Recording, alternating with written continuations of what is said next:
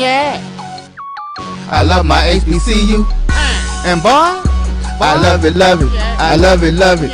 I love my HBCU. And man, I hope my team they won one. Yeah. I hope my team they won one. Yeah. Man, I hope my team they won one. I hope my team they won one. Yeah. I tune into the HBCU Sports Lab to see if my team won or lost. If they lost, I'm quiet as a mouse. But if they won, keep tab. I'ma do the dab, yeah. Dr. Cavil, he know what he be talking about. Mike and Charles, they know what they be talking about. They compress the analytic data with your hip hop. If you know them like I know them, they gon' tell you if your team, if they won or lost, and who the ball. This is Dr. Bill with Inside HBCU Sports Lab with Mike Washington, Charles Bishop. Mike Washington is out on assignment as he's taking care of business with his two sons in North Carolina. Shout out to Mike as his wife is in his wallet. Charles, Drew, you might know a little something about that. He's dropping his sons off for lacrosse. Charles will be next. He's going to be digging his wallet as well. Been there, done that, Doc.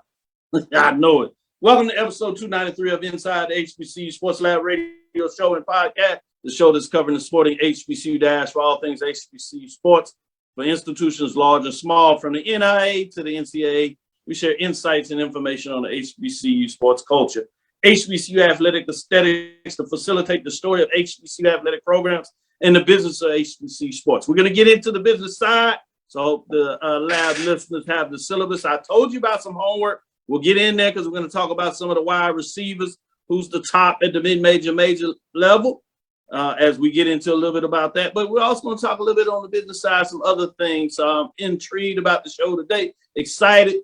So we're going to make sure you have some other assignments, multiple assignments as we get into Thursday, because we got to pull our weight this semester because school is starting.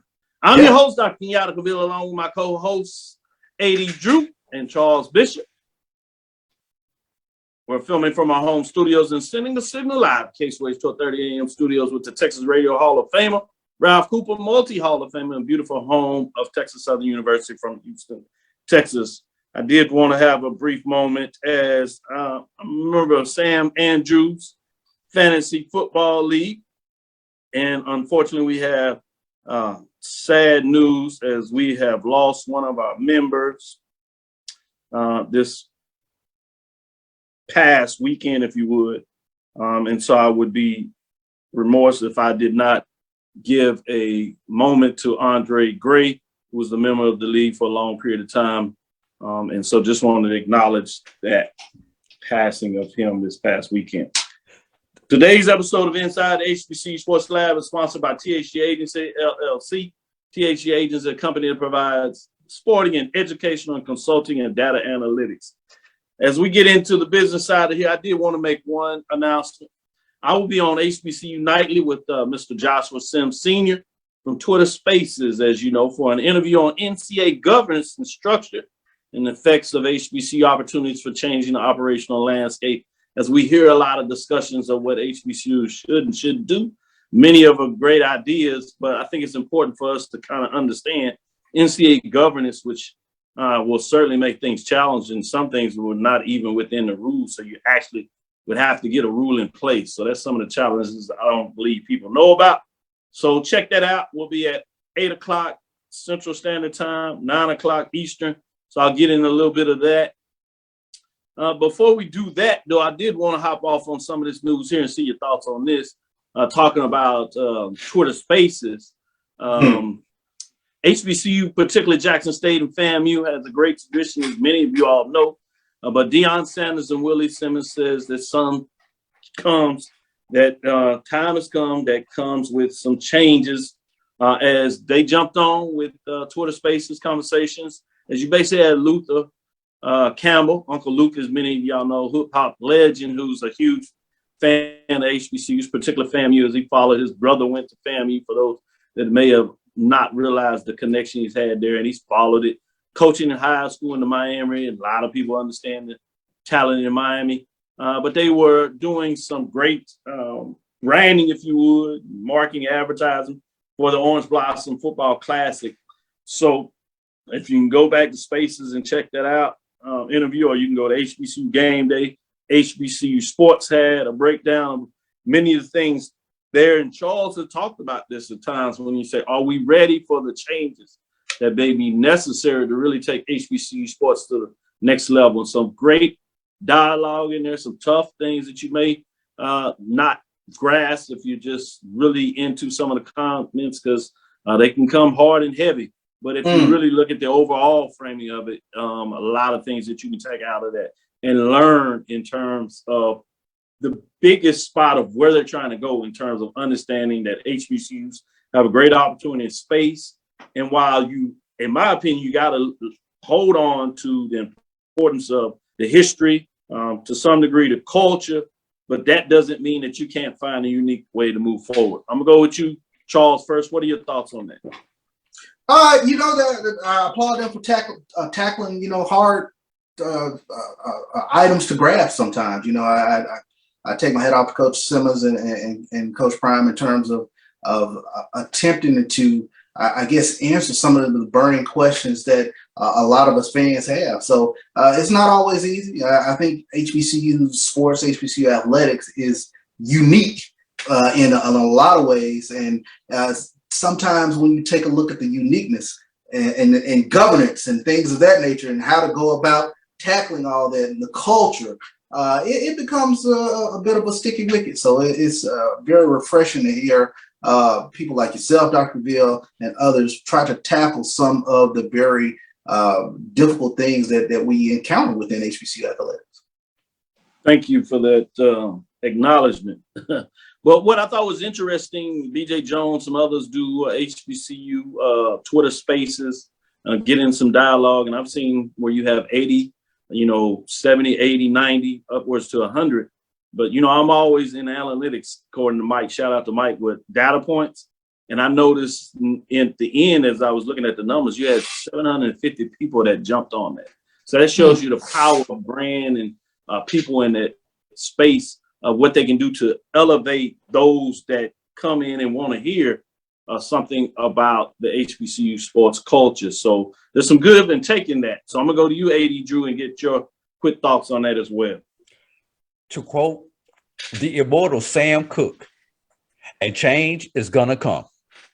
And that change has been coming for the last 5 years, because 5 years ago, no one gave a damn about anything with HBCU sports outside of us who were in the midst of the HBCU sports diaspora. Now we've got all these outside influences coming in, recognizing what we recognized when we were in high school and made the decision to go to an HBCU, and with our fathers and grandfathers and mothers and grandmothers did beforehand. Now people understanding the marketing opportunity and the other opportunities that go along with these HBCUs. So the fact that you have 750 people on a Twitter space, I don't think Twitter Spaces didn't exist 5 years ago when I'm talking about this change started coming around. The fact that we control our own story through new media, social media, Twitter, Facebook, YouTube, things like that, it is amazing. Look at my brother up here on the screen and what they have been able to do in the media space that they created.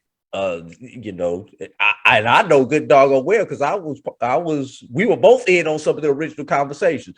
They didn't expect this to be what it is with the pregame show. So the fact that you have all these people, these things coming together, understanding what we have understood and pushing this stuff out, change is coming. Let's be careful. Let's make sure we don't get taken advantage of during this change, and let's make sure that we get something out of it and make the best of it. Not for us, we done, but for our children and our grandchildren. That's what we need to make sure that we set this thing up for. Persistence, as I say, past, present, and persistence. Yes, leaving the legacy, as others would say. In regards to that, Charles, want to get into some HBCU news, but I see that the pregame show may be getting into the apparel business. I'm sure you share it at the appropriate time. But thank you for giving me a little inside peek on that. Yeah, that's nice. I'm that's a large. No doubt. I need a large, man. I need a large. Just let you No know. doubt, no doubt. Advance order. I think we'll be running some spots on the pregame show live, so stay tuned. So. There you go. I'll take that. What else you got out there? I think it's still Jackson, the other hot news. What you got out there, Charles? Share a little bit. Yeah, well, news coming out of Jackson, Mississippi and Jackson State. Former Minnesota Vikings head coach Mike Zimmer. He's going to be working at Jackson State as an analyst. So that's huge news in terms of you talking about the brain trust that was around Coach Prime. Now you got Tim Brewster, who's former head coach at University of Minnesota, as well as he was on staff at the University of Florida. But not only he, but now you have Mike Zimmer coming along over to Jackson State to work as an analyst. And I tell you what, when you start taking a look at the brain trust around Coach Prime, along with his intelligence as well, but Tim Brewster, Dennis Thurman, former NFL player, defense coordinator over there, Alan Ricard played in the NFL for quite some time. You got T.C. Taylor, the young up-and-comer, Andre Hart, Gary Harrell, and then the newcomer who's off the Mike Leach tree, Brett Bartolone. So they're stocked and ready to go for this upcoming season. Man, he named all the coaches. I ain't worried about that. I want to talk about the business side, folks. That I don't think people understand the magnitude of this. I think a lot of folks will get excited about the name Zimmer, former head coach of the Vikings, NFL ties, defensive coordinator prior to that. And as you should be, the name itself is something you break down. But the term that got me is the analyst. And we kind of prepped before the show a little bit. I'm not sure if people really understand the value of an analyst. If you are somebody that follows the Power Five, I think you've heard that term quite a bit about analysts. In a lot of ways, it goes back to 2009, 2008 in terms of the history of analysts when you started hearing this term. And the reason you started getting analysts into the business is because NCAA puts the limit on coaches and graduate assistants. Charles, in my understanding, there might be other analysts at Jackson State that didn't get the same kind of buzz, so people don't even realize it. But quoting this, there in championship subdivision football, there shall be a limit of 11 head or assistant coaches of any type and 2 graduate assistant coaches who may be employed by an institution in terms of the championship subdivision. As I told you, NCAA rules are important to understand the measure of different moves and what's going on. This is 11.7. I won't bore you to read the rest of it, but you can Google in FCS coaching limits and you can find out that one of the reasons you've seen this at the FBS level, really the Power 5 level, is because even at that level, I think Drew pulled it out in terms of another rule where you have 1, 8, and 2. 1, 9. Have 1, 9, and 2. Yes. 1 head coach, 9 assistants, and 2 graduate assistants. So they put a cap on that. So the programs that had bigger numbers, you've seen this quite a bit with Alabama, then LSU, where they would hire analysts, and they would be former head football coaches that were seeking to be employed so they can pay them and things of that nature.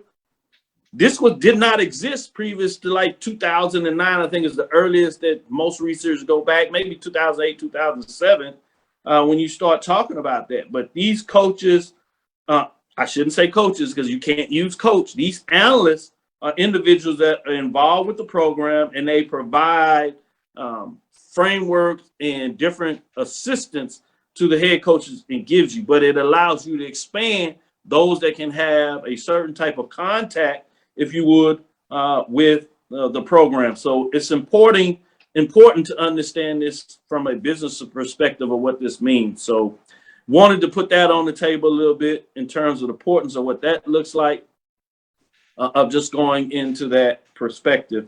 So that's where I think that this is something significant. So I wanted to put it out there. Are there any other HBCUs that hired analysts?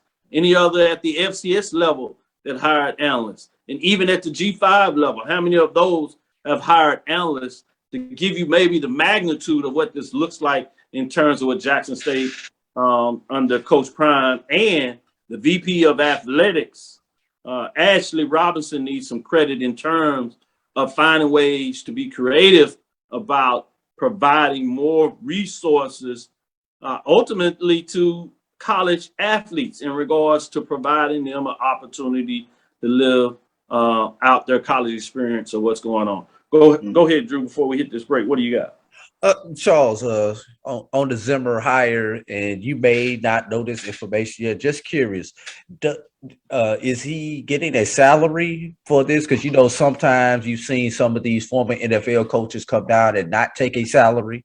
And if he is getting a salary, do you know if it's actually coming out of the football budget or the athletic department budget or some other type of budget there at Jackson State University? And they say this story is so new, you may not even have the answer to those questions yet. Yeah, it's something right now I'm unaware of in terms of how he's going to be paid or anything of that nature. So, yeah. It's I will say this to kind of tie it in to give folks a little more of that. Article back in the Advocate several years ago talks about what exactly is an analyst, what do they actually do. There's really no firm definition of that, of what an analyst is in the NCAA rule book, the position created out of a loophole. So those are some of the things that people need to understand, is that you have a cap of coaches, and so by definition you cannot call them coaches, but if you use analysts, then they're not countable towards the NCAA's minimum standard. And that's significant in terms of finding ways to move your program forward. We'll leave it right there. We'll be right back after this break. Hopefully it provides you some more of that business analyst. Do your homework. We got some more coming because we have more information after this. Stick with us. We'll be right back after this break. If you think all pads are exactly the same, think again. This is Always Ultra Thins reinvented with the Always Triple Protection System. This pad wicks gushes 90% faster, absorbs even more so you can feel dry, and locks odors in. Rethink your pad for up to 100% leak-free and odor-free comfort with the totally reinvented Always Ultra Thins. This is always like never before. Now, you can't live in Texas and not have a good red meat blend. Texas Cowboy Dust is designed for steak and other red meats. It's out to be my most popular spice blend, made with onions, peppers, ground mushrooms, pink salt, and other spices. Texas Cowboy Dust also goes great with chicken, pork, vegetables, and adds a restaurant quality sheen to gravies and sauces.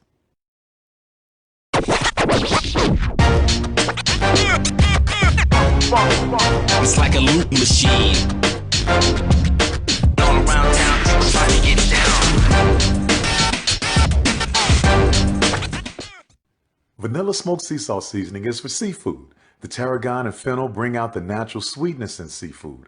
I also use it in rice dishes, on yams, asparagus, blueberry pancakes, and believe it or not, chocolate chip cookies. Vanilla smoked sea salt adds a salty and savory component to sweet dishes that create a symphony for the tongue. Press the analytic data with your hip hop. If you know them like I know them, they gon' tell you if your team, if they wanna law, and who the ball. So listen to Professor, yes sir, and pay attention, cause he gon' teach a lesson. 12 minutes to do the this is Dr. Ville with Inside the HBCU Sports Lab with Mike Washington, Charles Bishop. Sitting in as a clinical professor is none other than AD Drew. Wanted to get into a little bit more news before we get into the breakdown of the running backs in terms of mid-major and major division that will be helping out those wide receivers and the quarterbacks that we talked about last week. If you didn't see that, go check out the shows from last Tuesday with the quarterbacks. And then on Thursday, we did the wide receivers. Now to the running backs. And Thursday, we'll do the offensive lineman or the whole offensive line. We'll see where these gentlemen want to go with that. Starting with you, Charles. Some more news of the day. What else you got out there? This comes to us from HBCU Sports, but Kenny Monday, the first Black Olympian gold medalist in wrestling, is hired as a wrestling coach at Morgan State. So this is huge. Monday, the first Black wrestler in the history to win an Olympic gold medal, is a National Wrestling Hall of Fame inductee, three-time Olympian, and former NCAA All-American standout who brings a championship-level coaching pedigree and an expansive yet impressive resume to the Morgan State Bears, looking to restart after a 25-year hiatus. I know there's music to my nephew's ears because he's a wrestler over there in the Maryland area. So kudos Morgan State in terms of getting that wrestling program back up and going, and you got Kenny Monday to take over that program. That's wrestling, not wrestling, correct? Yeah, wrestling. Yeah, not wrestling. That did sound wrestling. That had some butchery. No ropes. No ropes. Man, I like when you talk about the hard reset. I think to come in with such a coach that has been at the highest level is significant when you're trying to do opportunity to really brand wrestling at Morgan State. So it'll be fascinating to follow that. Great information there. Want to get in with you, Drew. What are some other news on your mind that's hot out there in the HBCU sphere? Just a quick comment. You know, there are only about 4 HBCUs with wrestling programs. I know Allen has a wrestling program. Bluefield State has men's and women's wrestling. Those are the 2 that come to mind off the top of my head. There's a Division I, can't recall it right now, and I'm just say I'm going off the top of my head. So I know Morgan State is only a handful of HBCUs that offer wrestling, men or women, at this current point. But getting into my news, you know I'm the D2 king. So Bowie State, Albany State, welcome to the top 25. That is by the AFCA, American Football Coaches Association preseason poll. So CIAA champion Bowie State and SIAC champion Albany State cracked the top 25 this year. Bowie State is looking to secure their 4th straight CIAA championship. They went 12-2 last year, 9-1 in the regular season. Albany State start off as the 18th ranked team in the country right now. Excuse me, Bowie State is ranked number 8. I'm sorry, I meant to put that out there. Albany State comes in at number 18 in the country. Went 10-2 overall last year, 9-1 in the regular season. One of the top defensive team, 6 shutouts on defense. I'm gonna put it, and there's an asterisk to that 6 shutouts on defense. They had 6 shutouts. They had 2 additional games where they did not allow a defensive touchdown. They had 1 game when the special teams gave up a touchdown, and 1 additional game when the offense gave up a touchdown with a fumble 6. So defense had 8 shutouts, as Coach G has reminded me so many times when I've talked to him. So kudos to those 2 with their top 25 selection. And sidebar, D2football.com will be coming out with their top 25 poll next week. You think both Albany State, Bowie State will be in there? Any other chance of HBCU might slide in there? Definitely, those 2 will be in there. Outside chance, Fayetteville could slide in there, but that would be the max 3. But I think two are a lock. Those 2 are a lock. Great point. I'll be interested to see what that looks like. Much love to the HBCU Division II programs in there. Share some love with NAIA. I want to see where Langston comes in and see if they find a way in the top 25 for those NAIA polls. I saw you shaking your head, Charles, in agreement with that. But want to stick with you in terms of some other HBCU news up there. Black college football players of the year. Anything on that has caught your eye in terms of what that looks like? Yeah, actually did.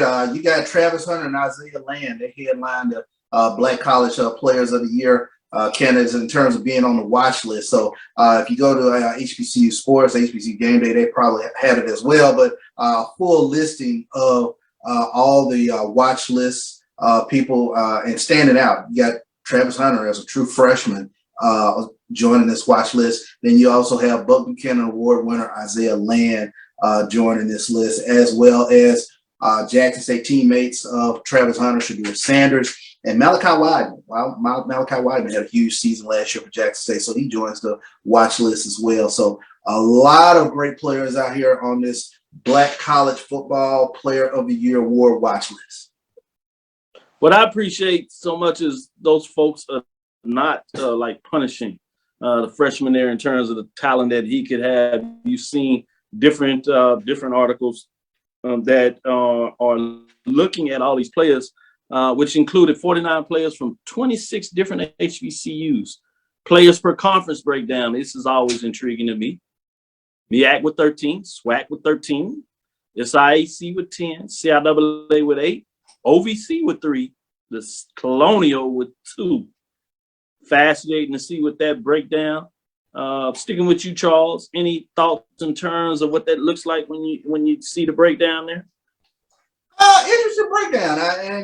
I guess I'll take a look at it. MEAC with six teams, but 13 players. It talks about, you talk about the talent that's in the MEAC. That's pretty significant. SWAC with 13 players, SIAC 10 players, CIAA with 8, OVC 3, CIAA with 2 as well. So, but the MEAC right now from top to bottom, you talk about some talented players over there playing in the MEAC conference.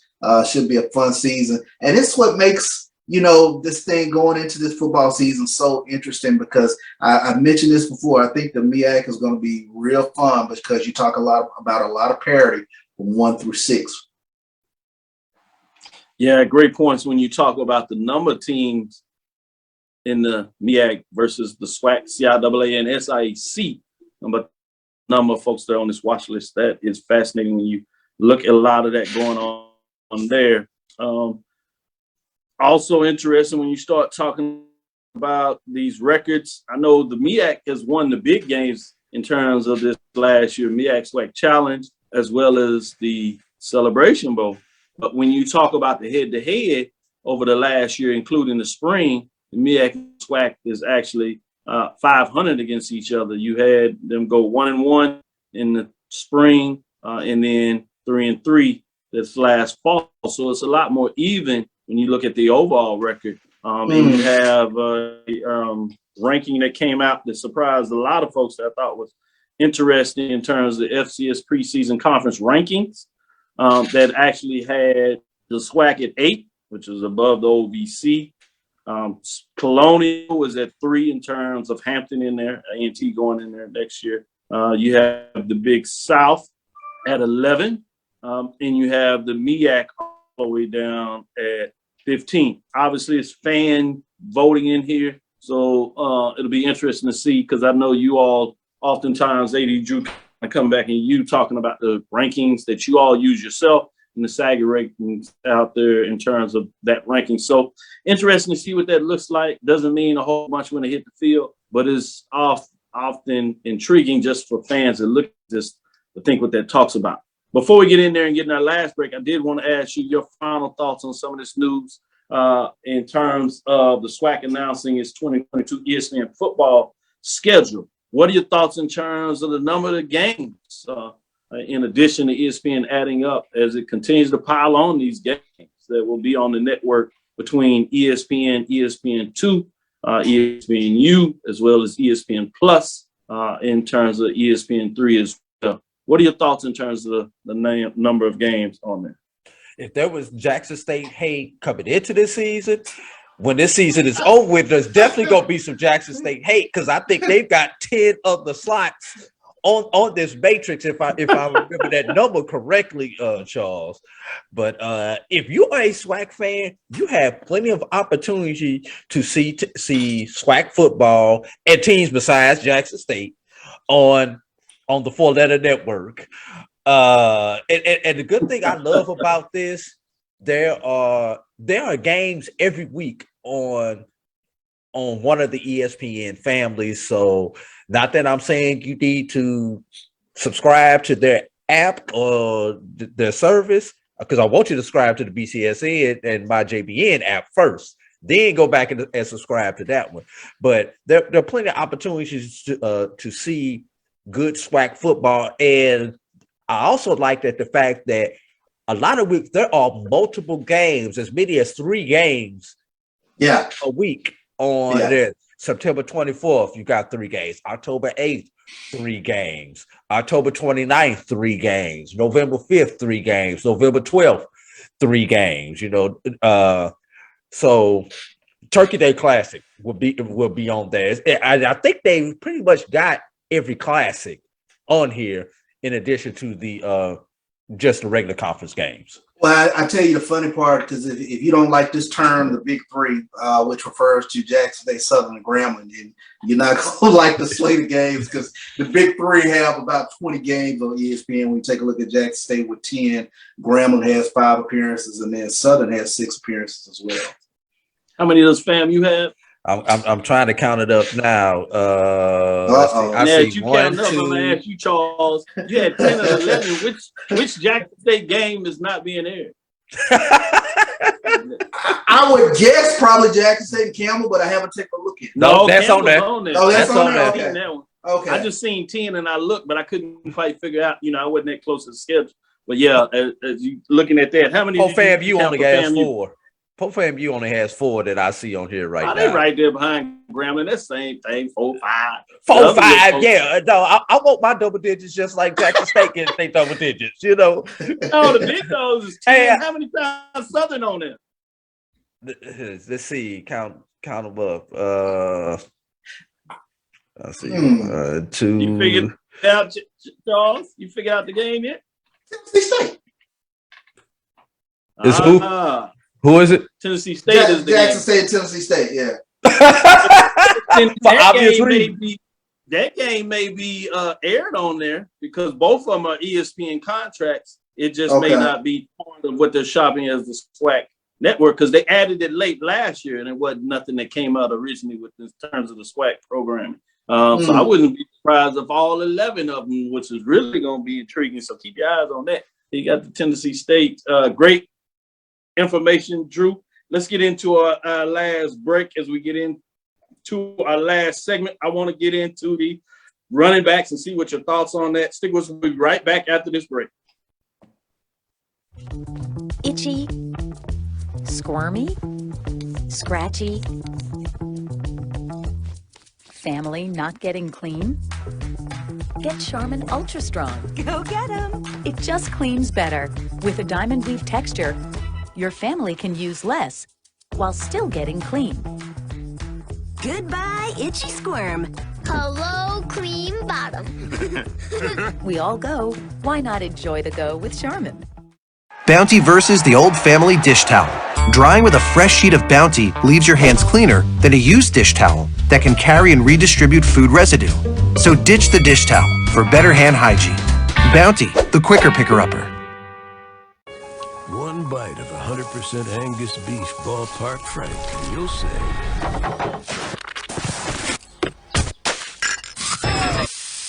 hello, summer.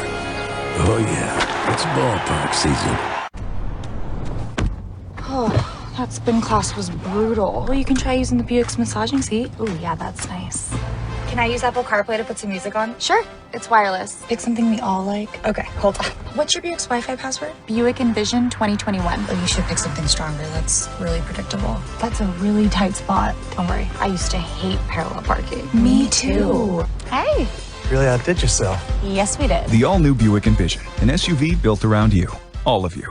Maureen is saving big holiday shopping at Amazon. So now she's free to become Maureen the Merrier. Food is her love language, and she really loves her grandson. Like really loves. Press the analytic data with your hip hop. If you know them like I know them, they gon' tell you if your team, if they wanna love, and who the ball. So listen to Professor, yes sir, and pay attention, cause he gon' teach a lesson. This is Dr. Bill inside the HBCU Sports Lab. As y'all are breaking down, it's also going to be interesting in terms of what that looks with HBCU Go, as they have some of the streaming games as well. So it's a lot of teams out there. I'm like Roy, though. I got to find a way to make sure that we get some games on BCSN. So I got to get my checkbook weight ready and make sure I can write some checks. So Commissioner Dr. Charles McCullen, I'm coming with you. I'm going to write a check. I want some games. I want my own games. With that being said, let's get into it as we talk about this running backs. We're going to start with the mid-majors. I'm going to start with you, Charles. Where are we in terms of the mid-major running back? Let me start with number 3. I'm going to go with, for me, Ike Brown and Lane. He's one of those hard rushing running backs, number 4 in the SIAC in rushing in 2021 with 700 yards. Then I'm going to go At number 2, Sidney Gibbs at Shaw, who leads that Shaw rushing attack. And then my number 1 back is Jada Byers. Jada Byers is from Virginia Union. Tremendous season last season for Virginia Union. He led all CIAA rookies with 910 yards rushing, and he also had 10 touchdowns. So those are my top 3 mid-major running backs. Going to you, Drew. Do you got different ones? Are you in agreement with Charles? Or y'all different? You know, y'all agree a little bit on the wide receiver. You know, that seemed to work out. What do you look at? Doc, I think Charles is cheating off my paper and copying my homework because he's got the same answer, the same stats. So wow. I don't need to be. We don't need to be in front of the disciplinary committee for plagiarism. Okay, just put that out there.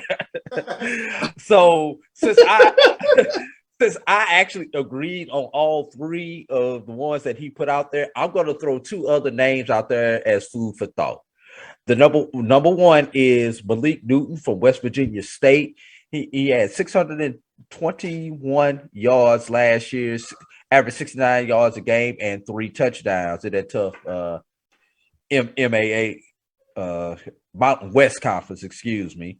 And the one I'm surprised you forgot, Charles, off your list is Emmanuel Wilson of Fort Valley. He is the only returner to average over 100 yards per game, averaging 119 yards per game and 7 touchdowns for Fort Valley with only 635 yards. He missed a few games, but still 100 yards a game is 100 yards a game, Charles, however you break it. 100 yards a game is 100 yards a game, but and I think that's where my honorable mention came in because I had saw that there were some games missing from him last season, so I didn't have him in the top 3. So a healthy season, we may be looking at 900, close to 1,000-yard rusher right there. Yeah, right there with Jada Byers. I think so. Yeah. So with that, let me ask you this before we get into the major division. Drew, what do you look at when you're talking about the quality of a running back? Are you just looking at yards that, you know, a lot of people do? Or are you talking about somebody that can catch balls out of the backfield? And Charles, you can think about this because I'm going to come to you with this as well. Mm-hmm. Well, in today's game, you really want a running back who is multi-versatile. Can you put him in that slot and when you go to a 4-wide or a 5-wide package and put that running back in the slot without actually subbing him out, which kind of keeps the defense on their toes because they don't know what that person's going to do, or even bringing him out the backfield and letting him catch the ball in space. That's number 1. But obviously, we're talking about a running back. So let's get back to the basics. Can he rush the football? Can he tote the rock? Basically. And does he tote the rock in between the tackles? Or is he a little league running back, as I like to say, always looking for that outside lane and trying to bust the big one? If it's fourth and 1, can you give him the ball on 4th and 1 or 4th and goal? I like that. Those are the 3 things that I look for in a quality running back. Yeah. Charles, I want to see your thoughts on that, but I'm going to add, I didn't hear anything about blocking. I know you got a big-time quarterback you want to protect back there. Yeah, I need you to as well. I need you to pick up a blitz. In terms of what is the put together as a running back? I want you to get a total running back because I need you to pick up a blitz. I need you to be able to, catch those little outlet passes, those little swing passes, those little check downs and things of that nature. But, the big thing for me is I think there's room for both in terms of a one-cut running back that hits it in between the tackles and the jitterbug guys because we've seen both. And I think the thing that's impressive about the list is there are a couple players that I think out there that you don't really hear about their offensive line. So it's almost like a Barry Sanders sort of deal. They're working to get their yards, So that I think is important. But I love the running backs that can hit it in there and get me those tough yardages. If it's a 3rd and 4 and, everybody's looking for a pass, well, there's a little draw play and he gets me my first down. That it's the sort of things that drive fans crazy. Like, God, we gave up, and it kept the drive going. Those are the running backs that I love watching. Great point, and I love the tie-in because on Thursday we're going to give you the top 3 offensive linemen, and the different way to look at it is the top 3 offensive lines who can do it best together. versus who may be some of the best offensive linemen in terms of those that will end on their first team and may get a look at the NFL level. Going back to you, Drew, I want to get your thoughts in terms of your top 3 major division running backs. Well, this is a little bit tougher, and it was tougher figuring out who my number 3 was, because my number 2 and my number 1 were a little bit more obvious. But I've got to go, and this is tough. I'm going to go a little bit off the radar. Tough for real. With Kendrell Flowers from South Carolina State. 857 yards, 10 touchdowns, 71.4 average. There are a couple other backs who had better statistical seasons, but he played for the national champions. So you get bonus points for playing for the national champions. Yeah. So he's gonna move to the number 3 slot. My number 2 is Gary Quarles, Alabama A&M. You would think when you had the likes of a quarterback the way that he had last year, you would think that your running back would not rush for almost 1,000 yards, but he did. 955 yards, 10 touchdowns. So that one's up there. But my number 1 has to be Khalib Johnson from Valley. Yes, that Valley. Told you Valley is nothing to be played with 1,000 yards rushing, 8 touchdowns, 92.5 average. So those are the 3 that I have come with. Anybody, any those on outside that kind of tease you a little bit that they might need to keep your honorable mentions, as they may say? Let me put it. I'm gonna let Charles throw his out, and then if Charles doesn't pick him up, then I'll come back and I like that. Let's do a little bit of tease. We'll go to you, Charles. Tease out there. What are your top 3? I have to admit, I have a complete and total MEAC bias with regards to running backs, because they always been getting them tough yards. I mean, from all them Celebration Bowls and MEAC SWAC challenges, they just move the pile. So I just love that sort of running back, that rugged running back that they have over there. So I had to adjust my thinking on this a little bit, but Kendrell Flowers was definitely my honorable mention in terms of his production in South Carolina State. And like you said, he played for the Black College National Champions, and he rushed for quite a few yards for them. So I give credit to him. My number 3 was Gary Quarles at Alabama A&M, and that's what I'm talking about. With regards to running backs, you don't see Alabama A&M's offensive line on any preseason or all SWAC selection or anything like that. And so to me, Quarles is getting it, getting it on his own, finding a way to get it done, so to speak. So Gary Quarles is my number 3. Caleb Davis from Valley is my number 2. And my number 1 is number 1 running back in the MEAC, J.J. Davis at Norfolk State. Nice. As you give your honorable mention, Drew, Jeff Roberts said any running back from A&T or RBU, running back U, and they certainly were in it. Struggled a little bit last year from the running back position, but do they have anybody maybe on the watch list to check out this year, or do you have somebody else as your honorable mention, Drew?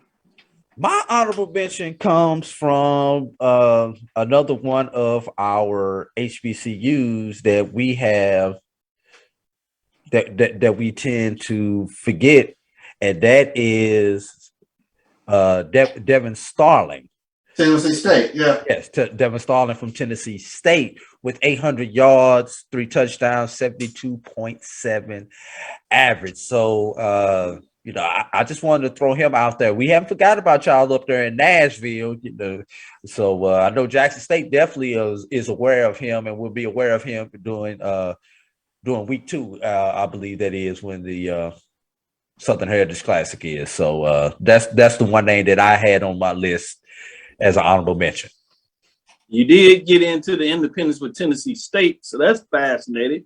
It also sets it up for that Southern Heritage Classic. At this point, not televised. We'll see if that thing changes. So I'm fascinated what that may look like. But great points made by you both. Anything that you want to tease out that they should be thinking about in terms of offensive linemen as we do that Thursday? Not names, but what do you start to think about, Drew, when you start thinking about the offensive lineman that's going to get it done for those quarterbacks that we talked about last week, and obviously the running backs that we just talked about today? What are some things that you look at that's going to determine who you're going to put on the offensive lineman to watch out for, which obviously could be size, their blockability, or the uniqueness when you talk about the difference between talking about a whole line. For me, when I think of offensive linemen, especially when I am at a football game, the one person's name who I should never hear called on the intercom is the offensive lineman. Because the only time you hear the offensive lineman's name is when there's a handkerchief on the field.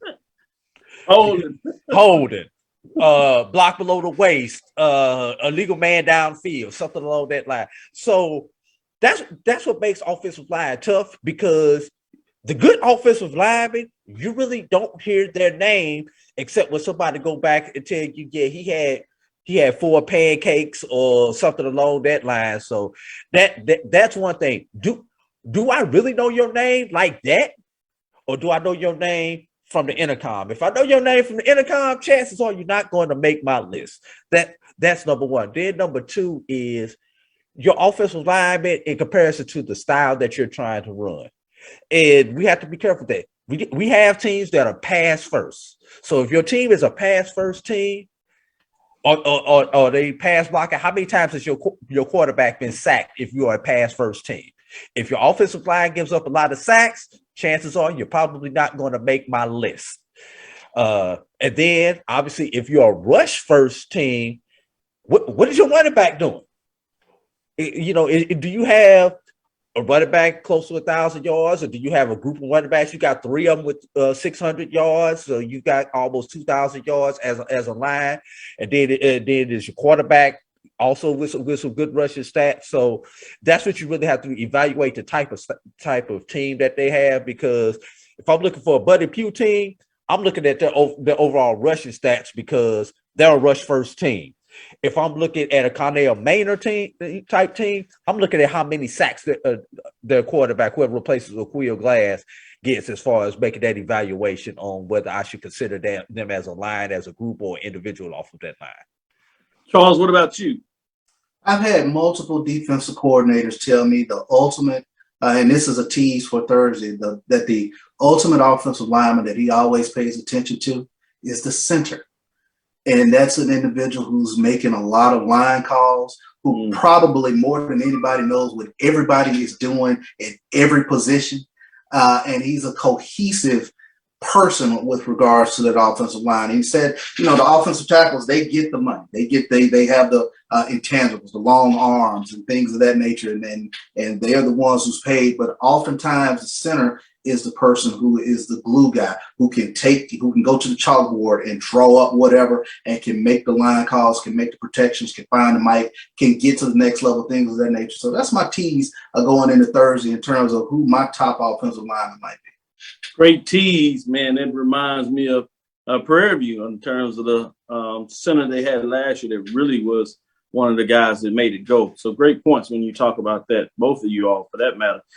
Thank you for listening to Inside the HBCU Sports Lab. Make sure you share our podcast with your friends and colleagues. I am Dr. Kenyatta Cavil, the Dean of HBCU Sports, coming from inside the lab in the College of HBCU Sports with Mike Washington, Charles Bishop, and our guest, A.D. Drew today. Again, we want to thank you for listening to Dr. Bill's Inside the HBCU Sports Lab with Mike Washington, Charles Bishop, every Tuesday and Thursday. We'll be back at Thursday at 6 o'clock. We look forward to next week as we discuss the latest in the news as we get you the information on Thursday as well. Get ready, because we'll start to come back on Sundays as we'll give you the post-analysis of games as we get things started in a couple of weeks. Follow me, Dr. Kenyatta Cavil, on Twitter, Facebook, and Instagram. That's DrKenyattaCavil. That's DrKenyattaCavil.